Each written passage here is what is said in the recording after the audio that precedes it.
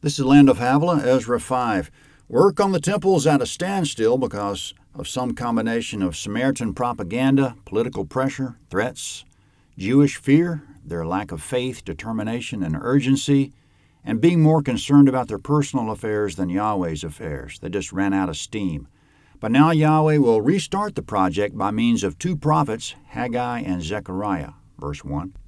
Now the prophets Haggai the prophet and Zechariah the son of Iddo prophesied to the Jews who were in Judah and Jerusalem. They prophesied to them in the name of the God of Israel.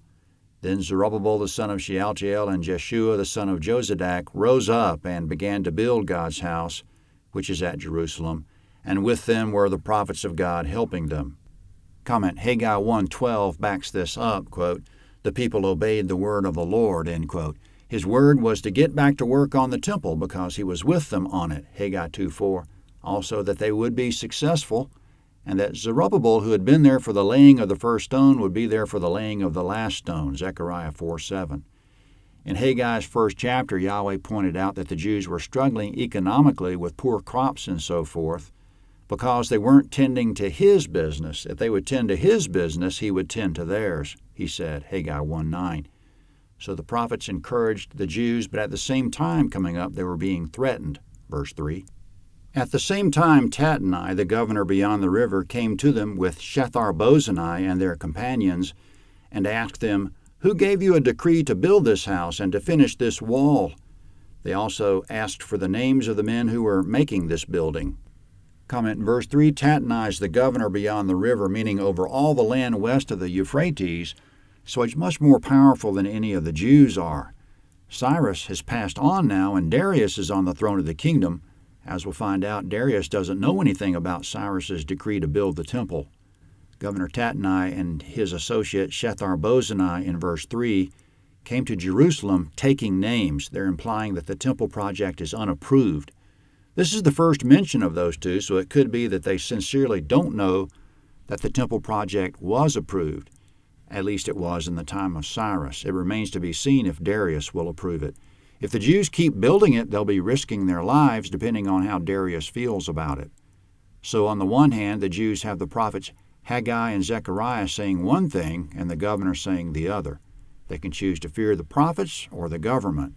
By the grace of God, verse 5, but the eye of their God was on the elders of the Jews, and they didn't make them cease until the matter should come to Darius, and an answer should be returned by letter concerning it. Comment, Governor Tatnai and Shethar-bozenai essentially told them, we won't force you to stop until we check with Darius, but if Darius doesn't approve of it, you're going to be in big trouble. Verse 6. The copy of the letter that Tatnai, the governor beyond the river, and Shethar-bozenai and his companions, the Apharsachites, who are beyond the river, sent to Darius the king, follows. Comment, the Apharsachites are an unknown group, but they must have been lesser officials under the governor because they co-signed the letter to Darius. Verse 7. They sent a letter to him in which was written, To Darius king, all peace. Be it known to the king that we went into the province of Judah to the house of the great God, which is built with great stones, and timber is laid in the walls. This work goes on with diligence and prospers in their hands. Then we asked those elders and said to them thus, Who gave you a decree to build this house and to finish this wall? We asked them their names also to inform you that we might write the names of the men who were at their head.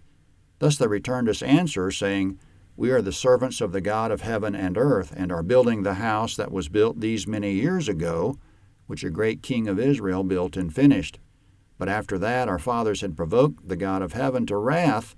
He gave them into the hand of Nebuchadnezzar, king of Babylon, the Chaldean, who destroyed this house and carried the people away into Babylon.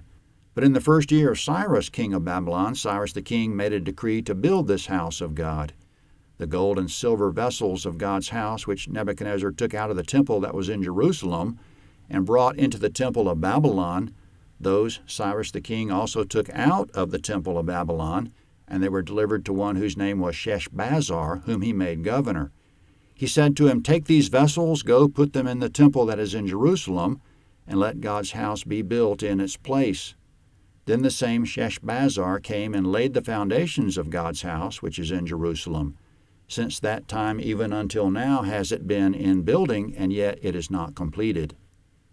Comment, that was the Jews' account that they gave the governor, which was totally accurate, that long ago Solomon built a temple, and hundreds of years later Nebuchadnezzar destroyed it, and now they're rebuilding it by decree of deceased King Cyrus.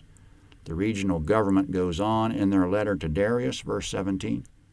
Now therefore, if it seems good to the king, let a search be made in the king's treasure house, which is there at Babylon, whether it's so that a decree was made of Cyrus the king to build this house of God at Jerusalem, and let the king send his pleasure to us concerning this matter. Comment, they say, if it seems good to you, search the royal records to see whether it's true that Cyrus ordered them to build it. Ezra 6 is next.